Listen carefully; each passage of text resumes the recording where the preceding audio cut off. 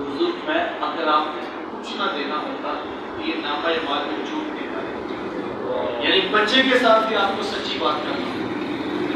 جو چیز آپ نبھا نہیں سکتے، جو کر نہیں سکتے، اس کا خواب دکھانے کی آپ کو اجازت نہیں۔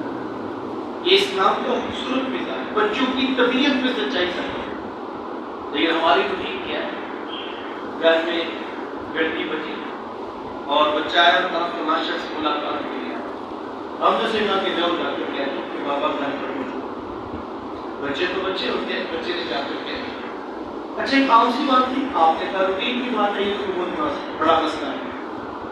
کل جب وہ بچہ آپ کے ساتھ غلط بیانی کرتا ہے، جھوٹ بولتا ہے، تو آپ کہتے ہیں پتہ نہیں کہاں سے سیکھ کر آتے ہیں، ہم نے تو کبھی اس کے ساتھ نہیں کیا۔ میاں بچپن میں اس نے دیکھا تھا کہ معاملہ کچھ ہے اور بڑھ جا کے کچھ ہوتا ہے، اس سے فرق نہیں پڑتا۔ اب اس کی طبیعت میں وہ چیز آ چکی ہے اور وہ اس کو جرم بھی خیال نہیں کرتا۔ تو ہمیں سچ کی زندگی کا درس دیا ہے حضور اسلام نے۔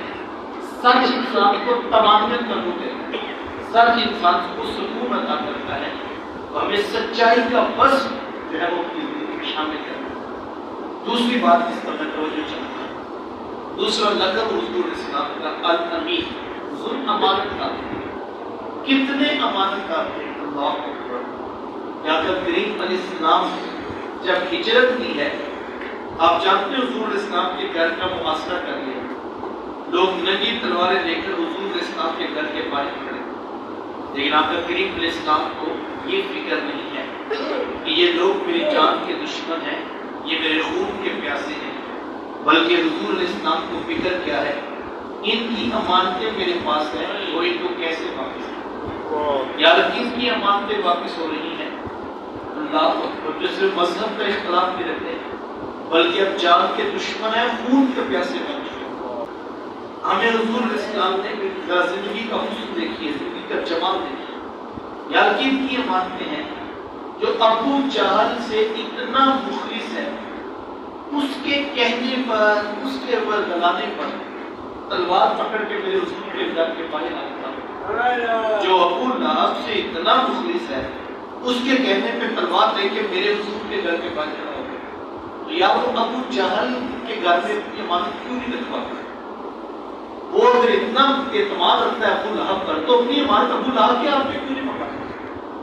وہ میرے رسول کے گھر اپنی امانت کیوں رکھواتا ہے؟ اس لیے کہ صاحب اس کو بھی پتا تھا ابو جہل تو دھوکہ دے گا، سونے محمد نے کبھی دھوکہ نہیں دیا، ابو جہل دھوکہ دے گا، اللہ کے رسول نے کبھی دھوکہ نہیں دیا۔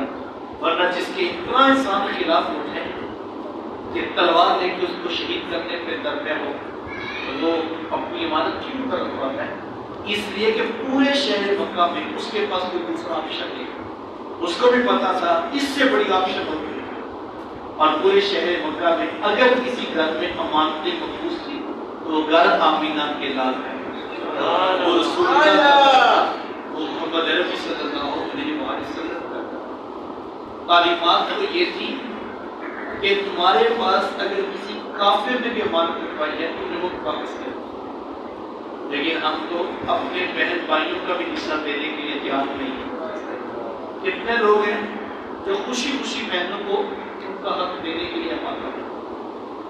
کتنے لوگ؟ کسی کا ہے یہ جگرا وہ کہے کہ جو اللہ رسول کی تعلیمات ہیں میں اس کے مطابق حصہ دینے کے لیے تیار ہوں، اور اگر بہن نے مانگ لیا تو جناب ہم نے کہا کہ یہ تو بے وفا ہے، اب یہ دیکھو بھائیوں سے حق مانگے۔ کون سا حق؟ جو اللہ نے ڈائریکٹ قرآن میں بہن اور بیٹی کا حق ہے، اب وہ دینے کے لیے تیار نہیں۔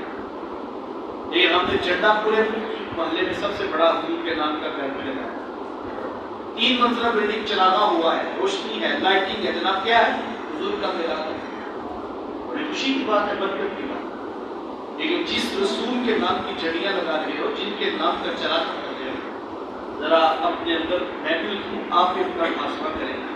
انہوں نے اپنے بہن بھائیوں کے ساتھ کیسا سلوک؟ آپ جانتے ہیں حضور اسلام کا نام بھی سچا بھائی تھا، نام بھی سچی بہن، میرے حضور پورے یتیم ہیں، لیکن جب ذات کا شرف عطا کرتے ہو، میرے حضور حضرت حلیمہ صادقہ سلام اللہ علیہا کے ہاں تشریف لے گئے۔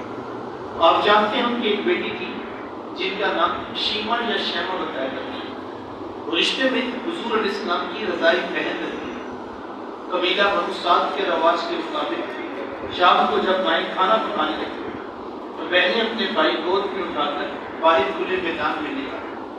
ہر بہن کی گود میں اس کا بھائی ہوتا اور وہ اپنے بھائی کے حسن کے قصیدے پڑھ رہی تھی۔